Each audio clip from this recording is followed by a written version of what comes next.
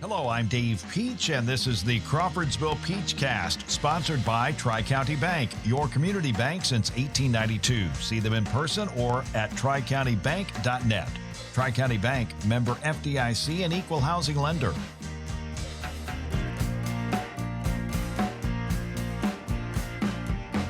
Crawfordsville Peachcast. I'm Dave Peach. We are presented by Tri-County Bank, your community bank since 1892, and also sponsored by our good friends at Central Indiana Rubber. Power for you. Dave Meyer joins us, and at this time we always say, hello. Hello, Todd. Duh. Yes. We got Yes, that sir. in. Todd, salute to you. We appreciate you. And, Todd's a big fan of the Untoasted segments of the Crawfordsville Peachcast, and we're happy for that. I'm honored, Dave. I don't know his demographic. We obviously have a certain ilk, and our background and our love for all things music, popular culture, movies, sports flavors are funkiness, but God love Todd for tuning in. We've got breaking news here at the Peach household. Another bat. I don't know how many bats. What are our we've numbers, had. Dave? What are we talking? At least 20 since we've been here. At least 20. I feel like you should have a guy on, or a gal, Dave, who knows the bat trade and maybe can give you some insight on how to not attract them. There are techniques. There are things. They come in. They come in at a certain time of night, so you have to stand outside your house and watch for the bats to make their way in at some point at dusk. I was going to say, it's like what? Yeah, 9:30 to 1, maybe, Dave. It's at the worst possible time because you're relaxing. Hey, it's a beautiful night. Let's go outside and look for bats coming into our house.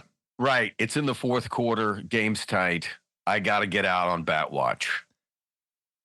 You had a coffee spill.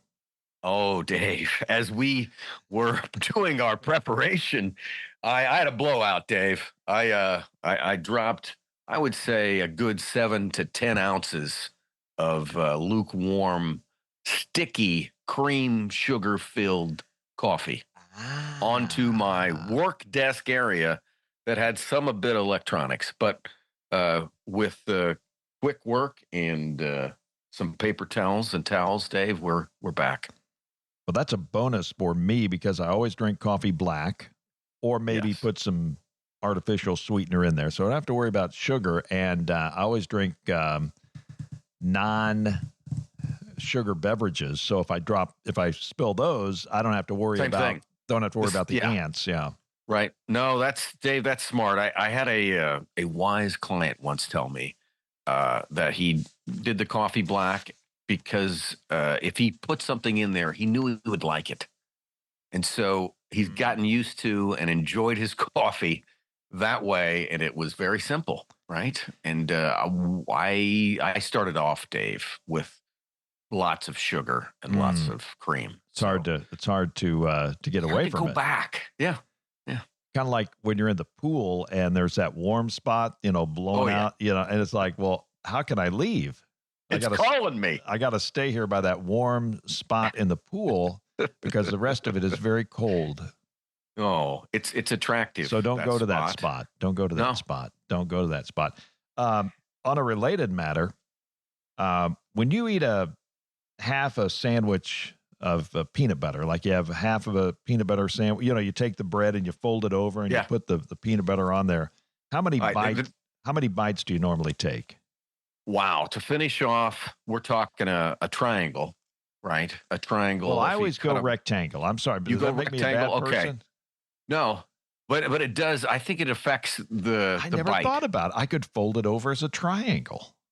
I think to me, a triangle you can do in 3 bites. That's what But a rectangle's going to take me 4 because I'm going to go 2 down the center and then I got to clean up both ends.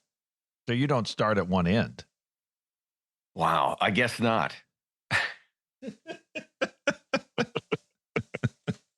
I don't know if we can continue to do this show. The good thing is, do we have a topic? Or are we just talking about something? Because if you tuned in late, it would get interesting. I don't know if I can. I don't know if I can work with you anymore. That we I don't. like minds can disagree. Hey, yes. Today on the show, it is an Untoasted episode, Point Break, with Keanu Reeves. Is that how you say that? I believe so. Patrick Swayze, Gary Busey, and Lori Petty. A lot of E's at the end of those. And this is a 1991 movie. And, you know, it got me thinking about the 90s. And in our next episode, it's going to be Blast from the Past, 1999. Yes. So it's kind of a 90s arc, as the kids call them now, for us. And when you think about the 90s, the first thing that kind of pops in my mind is the magazine Entertainment Weekly. You remember that magazine? I'm sure. Maybe it's still out there. I don't know. It could still be out there, but no. It was kind of an in your face. It wasn't People, right? It was more showbiz than popularity and bright colors. Entertainment Weekly had everything covered. And did you subscribe to Entertainment Weekly? I don't believe I did, but we did get it at the office kind of thing. So it was one of those things that I tuned into on a pretty regular basis. Is it something that you would read when you went to the doctor or dentist office? It was more of a bathroom or lunch periodical. Well, I was saying, if you saw it at the doctor's office, would you pick it up while you're waiting in the waiting room there? Yeah. No, absolutely. Yeah, it was solid. You know, I'm not going to read about Goofus and Gallant when I'm in my 20s. No. We will talk about the 90s in the next episode, break down some of the things that happened in the 90s. But one thing I did want to touch upon is that because we did the movie Some Kind of Wonderful, and it had Leah Thompson. Yes. And I saw that there's a new channel called Rewind, which shows 80s and 90s sitcoms. And I watched Leah Thompson. Actually, I watched about 15 episodes of Leah Thompson in Caroline in the City, which was part of the must-see TV lineup on NBC for a short period of time. And we talked about this on a previous episode. Sure. But okay, so what were your reflections, though, watching that many? I mean, how did it hold up? I mean, obviously, in the time it was in, it had a good cast. It was in that time slot, so it obviously had good producers, good writers. What was it like today? It's very odd because, for one, she's drawing a cartoon for a newspaper. And it was your starter. How dated could you be? I mean, and God bless people that still draw cartoons and put them in newspapers, but but they may all know each other at this point. But I don't know how many people are hanging out in an office. Hey, going after the newspaper. But it was okay. The cast definitely is spotty, choppy. I can't keep track of who is she dating, who she's working with. It was very, it to me, it was a little scattershot. And sometimes she works in the office, sometimes she works at home. Right. A lot of things going on. They do things like they go to an ATM, which again, ATMs are still out there, no question about it. But I mean, it's not as urgent to get to the ATM these days because you can just plop the card down and pay for anything. But one of the particular episodes intrigued me in that it has been done other places. It is the laundry room scene where the person puts too much soap in the washing machine. Yes, Dave. A tried and true plot point in a few sitcoms and movies, I'd say. Is it a rule? I mean, is it like pick and roll in basketball? I mean, hey, let's go to that washer thing where we put all the suds in, and it'll be that'll fill out the episode. Is that? You'll love it. How do they come up with? How do they? Well, and you can only do it one time in a show, right? Right. I would hope. So when do you decide? Okay, we're going to do the washing machine thing this week. We're going to do it this week. No, it's not a year one move. You hope, right? It's more of a year 2 or 3 when you're running out of good ideas in your character development, and you've been watching a little Lucy, maybe, and possibly just watched Mr. Mom, and voila, you know what? I know where we can put her, and hijinks will ensue. Maybe we could do that on a Crawfordsville Peach cast. We could describe it to folks.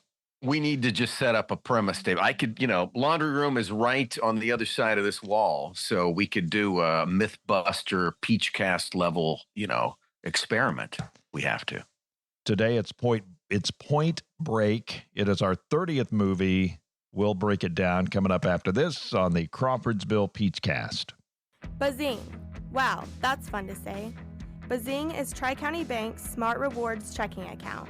With Bazing, you have cell phone protection, ID theft protection, roadside assistance, discounts at area businesses, and more. This is Bria French. Contact me or any of our great employees to begin your entry into Bazing banking. Terms and conditions may apply. Tri-County Bank, member FDIC, and equal housing lender.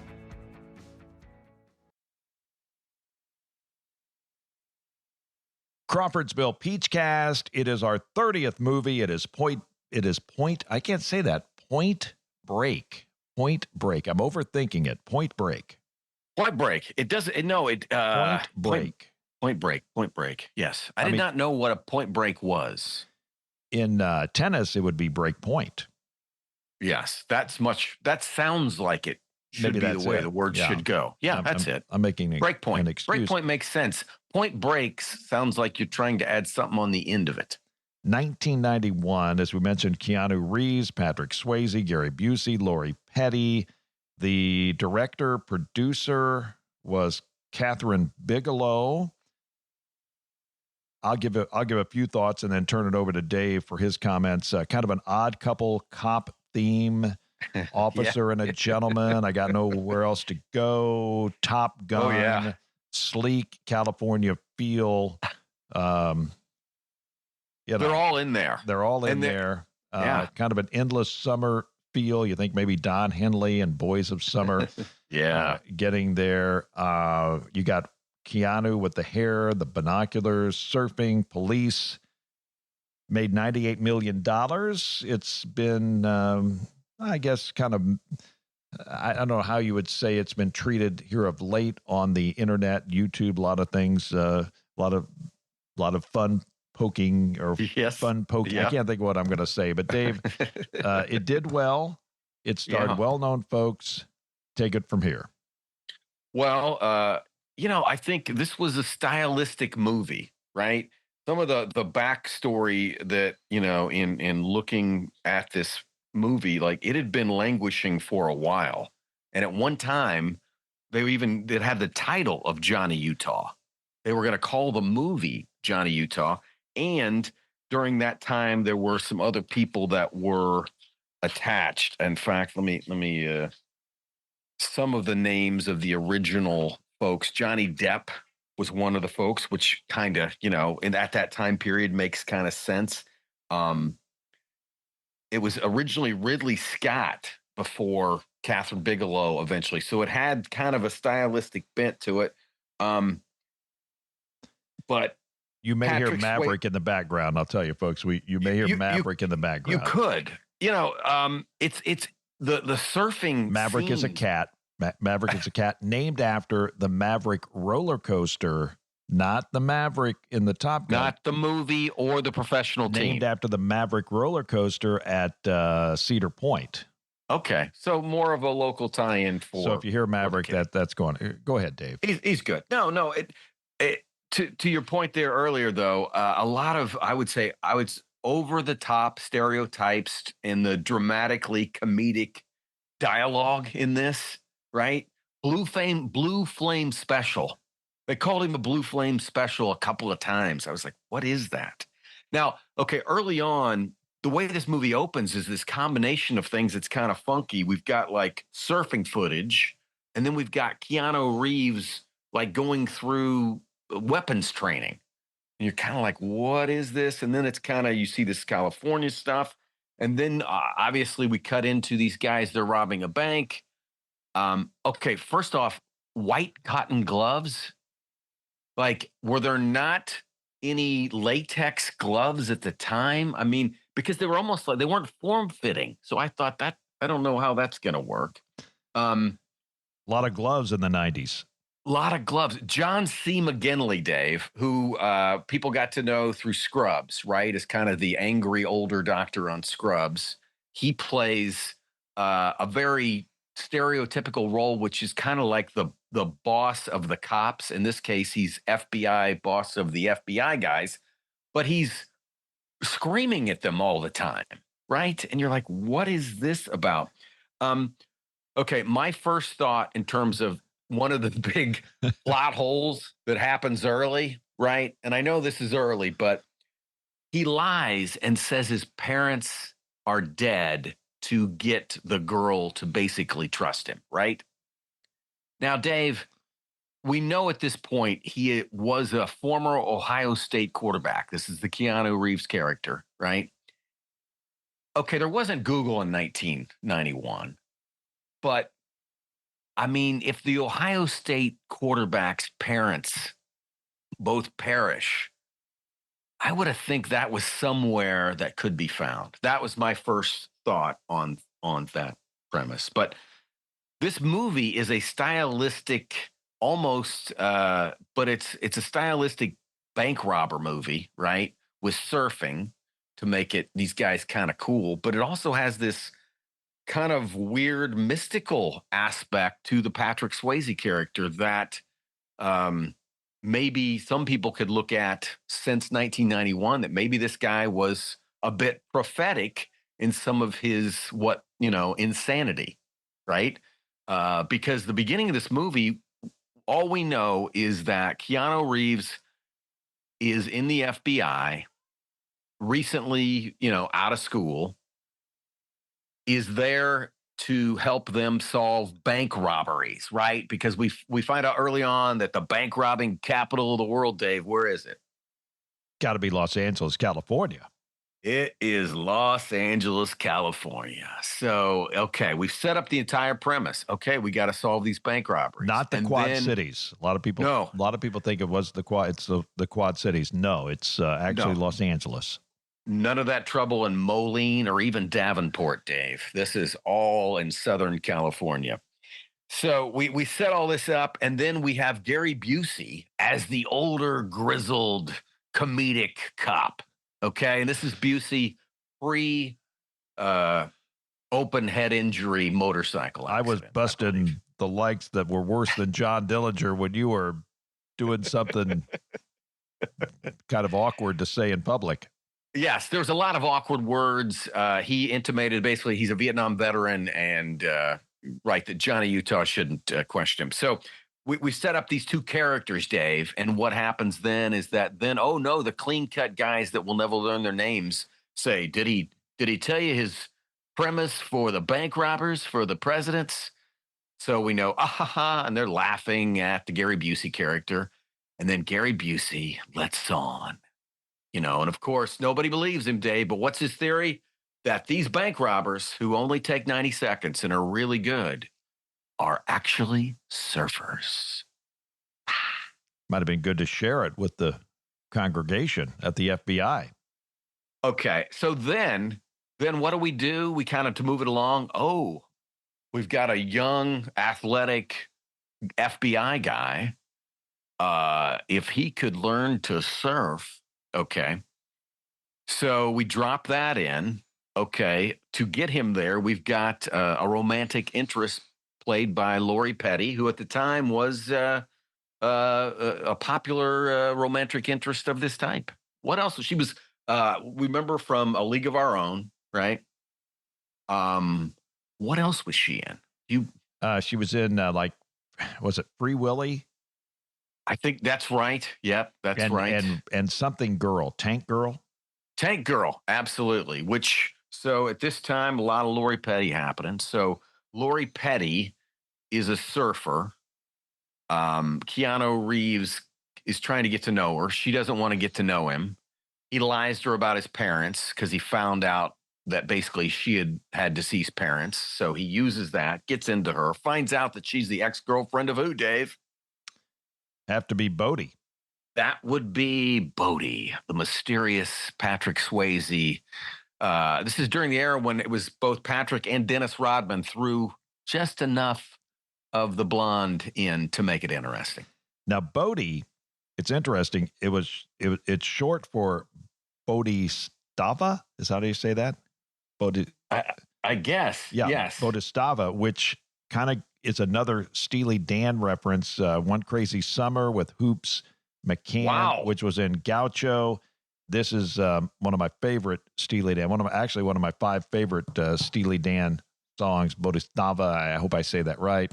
But anyway, Bodie, I think of everything to me runs through Donald Fagen and Steely Dan and Hello to FM. A real stinker. Back to you, Dave. Okay, so here we are. We've got now Keanu meets Patrick, and it happens. It's the 90s. We got to be cool. So as Keanu's learning to surf, he cuts in front of one of the more experienced surfers who then kind of like basically surround him and are going to kick his butt, Dave. And so there's these guys, one of whom is who? Bodie. Is Bodie. Yes, Bodie comes up later, but the 3 guys that are kick his butt, one of them is a Red Hot Chili Pepper. Oh, that's right. Yes. I know where you're going there. Okay. Anthony. Bodie comes in later. That's right. Bodie comes in later and actually saves him. So the beginning of this movie, what are our impressions of Bodie?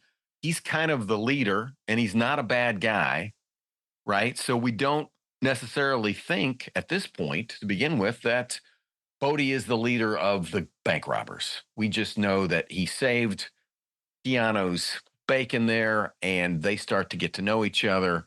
He invites him to come out to the beach, right? To a party at his house. Is that what? A party at his house that night. It's kind of the new guy coming in to, he's going to take up some of the territory, and there's a little bit of animosity, a little bit of I guess territory guarding. Yeah, territory guarding. They're playing. Don't they end up playing football on the beach? Oh, you got to have that. Which is, I mean, again, at this time, this was not too far removed from Top Gun and volleyball on the beach. How many years were we from Rocky and Apollo running on the beach? Hey, if I weighed 175 pounds and looked like that, I'd want a football scene in my movie. Okay, but I don't. Oh my goodness, it's so good. It's so good. Some character development on the beats to establish Bodie, Tyler, and Johnny Utah. You got to give him credit. Johnny Utah is a good name. If you're a QB, Johnny Utah would be fantastic. But then we get down and dirty with some really graphic violence. Yes, Dave, and I think Maverick knows what you're talking about right now. Maverick has a little. I think he saw part of Point Break, and he's trying to get his opinion in there. Well. And some of this is the era where we start to get into more of that slow-mo, I guess. You go back to like Sam Peckinpah and the Wild Bunch. There was a little bit of that, but this is right around the time that We Three Kings came out, and there's like they basically show how a body is entering, how a bullet is entering a body, kind of thing. And there's almost that level of, I don't know, very graphic kind of violence that we see, and it's part of kind of this depiction of this guy who appears to be somewhat spiritual, but also as we look at the group and what happens to them, it's pretty gnarly, Dave. Well, we have scenes, a drug bust that goes horribly wrong. We've got a stakeout at a bank robbery that ends in a pursuit. A flying dog, a missed shot when Johnny could have taken out Bodie. Oh, yeah. But we have the word, and I'm just say it real quick. It's mentioned in this movie, homoeroticism. Yes, this is true. There's definitely a relationship of sorts between the Keanu and Patrick character. And even though Keanu is carrying on with Tyler. Definitely carrying Lori on Petty. with Tyler. Yes. And she is the love interest, but boy, the chemistry tension that is existing between Patrick and Keanu is it's there. It's on screen. Excuse me. Are you going to use? I don't know why. My throat is. I need some water here. It's palpable. Palpable, Dave. And let me just one of the other, in this same genre that I'm plot faux pas. How could Keanu participate in a raid and when he's working undercover, right? So in this movie, one of the things we uncover is that we find out that the original bad surfer guys they think are the dead presidents are not the dead presidents. And Keanu is in on that raid at the same time he's supposedly the surfer guy hanging out with the other guys. That got me too. And if you think about it, Ohio State quarterback becomes an FBI agent. Wouldn't people kind of know that? Or is that something you kind of can keep under wraps? And now he's going to be undercover. I mean, can you imagine Tom Brady going undercover? I mean, any of the guys. Well, okay. And Tom Sizemore has a very small role in this where he is an undercover guy, right? And when they bust the wrong guys, Tom Sizemore screams for about a minute. And one of his big points, Dave, which I thought just didn't land, was he had been surveilling those guys for 3 months. 3 months, Dave. We gotta communicate at that FBI office. Why isn't anybody talking to this? We gotta cross, or I don't know. We gotta make sure everybody's on the same inter-office page. Communication, because I tell you.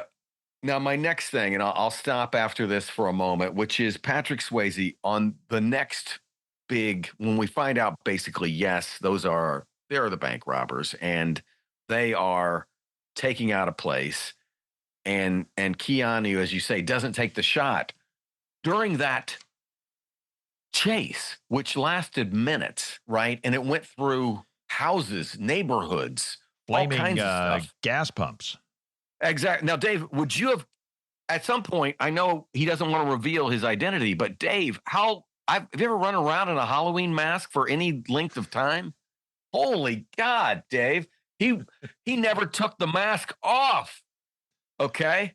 Dave, why would a bank robber, basically run the equivalent of about 1.5 miles through an obstacle course and 2 inner city streets and a couple of residences? Why would he not pull off the mask? Dave? I mean, it held with the plot, I guess, but Dave, Patrick Swayze was not behind that mask. That was his stunt guy, Dave. That's why. Now I get it. Now it makes sense. You said he was working on pub for the movie Ghost or something like that? Apparently, during that time, Patrick was off doing a little publicity for the movie Ghost. I'll tell you another thing that I noticed in this movie that was, I guess, okay to do in this era was throw a dog. Dave, I said they flying dog. Yeah. Flying dog. You throw a dog now, you're not gonna. Yeah, you're gonna get a different rating. Well, he spares Bodie that time, and let's get right to the endings. There are 3 endings of this movie. And Lori Petty is held hostage. I forgot about that. Why did they make her just wear a slip? Robbery number one. Yes. We had the skydiving. Yeah. And then we had the Australia scene. Right. And I did notice as he jumped out of the plane, he held onto the gun. I think you'd want both hands free at that point, but he got away with it. Dave, were they thinking about? And I didn't want to interrupt. I'm sorry, Dave, but no. Were they just kind of like did the studio say, try another ending? And so they put another ending on, and then the studio said, why don't you do another ending? One more ending, and then I think we can call it a movie. Yeah, I was not like, wait a minute, we're going to Australia? The movie kind of ends in Australia. I mean, that's where, okay, the first ending, which, okay, we have Keanu not taking the shot, screaming in the air and unloading his gun. And then it seems like, okay, it's over. And then we have this situation after the skydiving where Keanu is now participating in a bank robbery with the dead presidents as an FBI guy. Okay, kind of Patty Hursty, I guess. So out of that, he's a hostage. And well, he's playing along to save Lori Petty, who is a hostage. Correct. And it's the crazy of the dead presidents is holding her. And he knows, they both knows. Bodhi says he'll kill her. I don't want that to be, but he'll kill her. So Keanu's character, Johnny, is playing along and is doing whatever it takes to keep her alive. So is that ending one? There are so many. Don't forget where they skydive and he's like, yes, pull the cord or I'll shoot and pull the cord, or then they finally pull they end up in the middle of nowhere and well, the plane must have crashed somewhere, right? Because there was nobody on it. And Keanu Reeves, check me on this, he did jump out of the plane without a parachute and caught up with Bodhi. That's what happened. That would be accurate. Yeah. And that's how he said, what the heck? I'm going to jump out. Okay. Unfortunately, Gary Busey's character is shot in the movie. I hated to see that. Yes. Lori Petty did have at one point when they found out that he was the FBI agent. I do like this line. Lori Petty looked at him and said, "Don't you have a soul?" Ooh. Very good line. Very good line. Yeah. I wonder if there was anybody that got cut out of this movie. It was probably her, I'm guessing. Just because it was the Keanu Patrick show pretty much with, a little bit of color, a little bit of violence, a little bit of music, a little bit of surfing is color. What does it all mean, Dave? What does it all mean? If you're a surfer or believe in the, I guess, peace, tranquility, pursuit of that, you probably maybe pull something different out of this. This was like the evolution of MTV, Miami Vice, character-driven, push the limits. Even though this is a 90s movie with some twists that weren't maybe in the 80s, feels like one of the last 80s movies that's pushing us into the 90s. And I loved, for the Australian scenes, they were actually shot at Cannon Beach in Oregon, which is a place I'm familiar with. If you go to Portland, that's like the closest couple hours away. You can get to the beach. And there's a lot of rocky terrain, as you saw, which kind of the pseudo Australian kind of thing. At one point, when he says, well, I guess we could talk about how the movie ends, right? Keanu goes, like, we don't know what's happening, right? We just know that he lost him again.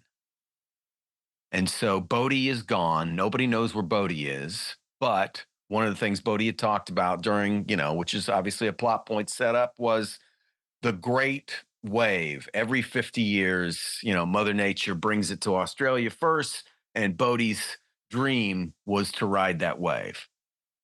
So just so happens our boy Keanu tracks all that, heads to Australia, alerts the authorities. You don't really know this part yet, but he alerts the authorities. Must have had quite a bit of paperwork to get all that done. So, but ahead of the authorities, goes to the beach area. There's all these people. Of course, out of all these people, in the middle, there's Bodhi. So he has Bodie one more time. And my first thought on that, Dave, because a thing we haven't really touched upon much was that as an Ohio State quarterback, his career ended because of knee troubles. As we tape, we've got the emergency practice tone going on. So I turned my mic down there for a second. But yes, some knee injury curtailed his pursuit of a professional career. And this pops up again later as he injures his knee when he's chasing after Bodie. So my first thought was when Bodie recognizes the Johnny Utah character, if I'm Bodie, go for the knee, man. Take out the knee, okay? Right there. No, he doesn't do that, Dave. They have the big discussion, and Keanu has him, and all the Australian, police force is moving in. He lets him go, right? He lets him go to go take on the wave. He says, I'm not going to paddle to New Zealand. Like, okay. So here's my thought, though. We see the wave. They're talking about it. The police are coming. Dave, by the time he says go, there's no way that wave was still coming in. So the timing of all this at the very end fell flat for me because I was like, he's never going to catch the wave. But they let him go. And what does it all mean? How does it end that gives it meaning? I'm still trying to figure out the meaning of this movie. And of course, they made another one. Was it 2015, 2016, Point Break, the remake? Yes, which did not do well. But there are things about this. I didn't realize that, okay, people are familiar, even if you haven't seen them, the Fast and Furious series, right? Okay. That was developed as a reimagined version of Point Break with Paul Walker as the Keanu character infiltrating the underground streetcar world. Okay. So that's a Point Break, kind of legacy. There's a cult theater thing called Point Break Live, where the role of Johnny Utah is played by an audience member. I'm in. And that's happening. And if you want to go ahead to the Marvel universe, which many people are familiar with, apparently, and I'm not as familiar with this series, Dave, but the Iron Man Tony Stark dismissively calls Thor Point Break based on his hair in the movie Thor Ragnarok. So, well, as they say, I don't need you to like me. I just need you to know me. I just need you to know me. Okay, so what did you like about this movie, Dave? What did I like about it? I love the scenery. I like the story. I wish they would have tied it up a little bit quicker and a little more logical, or just pick a point and just kind of leave us. Yeah. Because I was thinking, okay, well, just leave us. Just let us think about our own ending to the movie, kind of like Being There or something like that. Just kind of leave us out there, Yeah. But it's like the multiple. You kept endings. Trying. Yeah. I like, okay, just kind of, like at the end of Hoosiers, we don't need to see their record for the next 4 years and, what their shooting percentage was against, teams on a Thursday night. I mean, just let us think about what we witnessed. Yeah. Yeah. No, there's some, Catherine Bigelow went on a few years later and won an Oscar with The Hurt Locker, won Best Picture. So she was, and there's some other movies she made that have been more critically acclaimed since then, but there's a lot to like about some of the cinematography and some of the premise and plot points, but as a narrative tale, it doesn't really hold all together, And part of the reason this was made for it says $24 million, made over 80. Patrick Swayze had just come off Ghost. Keanu was young and attractive and not yet as big as he was going to become, but it had the elements to be a successful movie. One of the things that I found out later that didn't catch during real time is that the ex-presidents die in order.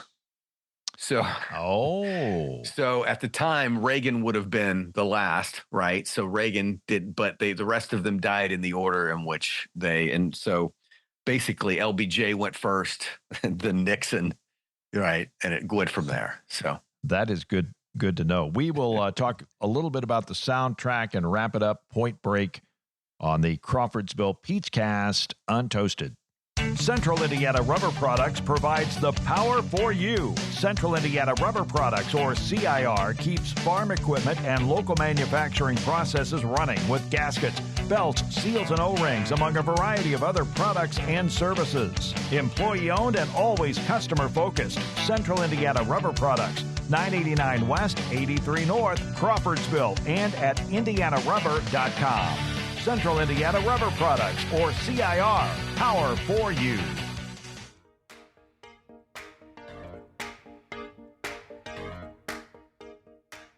Segment 3, Crawfordsville Peachcast, talking a little soundtrack of Point Break, and nothing really sticks out as far as an original song or anything like that. We have Rat, we have Concrete Blonde, we have School of Fish, we do have Sheryl Crow and Jimi Hendrix. But the soundtrack really, I don't know if the movie, as it presented the songs, wanted to do much to sell the soundtrack. No, I think the soundtrack is more kind of a dirty LA kind of mix up of stuff. LA Guns, which I don't remember, but I think that was like a limited super group that was around with some folks. A lot of these bands are people you heard of, but it's a mix. I mean, any soundtrack that's got both Sheryl Crow and Ice-T has a pretty wide range of stuff, but nothing stands out. It's more just kind of the background for what's happening. Point Break, Keanu Reeves and Patrick Swayze, Gary Busey, Lori Petty. I like Lori in A League of Their Own. Of course, Gary Busey and the Buddy Holly story. These were superstars that came together for this movie. I love the scenery, as we mentioned. It to me it was fairly enjoyable. Obviously something that I saw long ago and I wanted to see again. Wanted to talk about it with you because I think it's worth going over again. And if nothing else, it gave me an opportunity to see some of the rather humorous YouTube videos concerning Point Break. Absolutely. This is kind of aligned with your thoughts there. And this is a review for the Washington Post. Hal Henson wrote, "A lot of what Bigelow puts up on the screen bypasses the brain altogether, plugging into our viscera, our gut. Surfing scenes in particular are majestically powerful, even awe-inspiring. Bigelow's picture is a feast for the eyes, but we watch movies with more than our eyes." I would concur. It is Point Break. Let's get a peanut butter sandwich. All right, Dave. I'm going to cut it the triangle way. You go triangle. I'll fold it over rectangularly, and we will live in the world together and get along. Amen. Crawfordsville Peachcast is presented every week by Tri-County Bank, your community bank since 1892. Also sponsored by Central Indiana Rubber, power for you. 1, 2, 3. Hello, Todd. Yes, sir.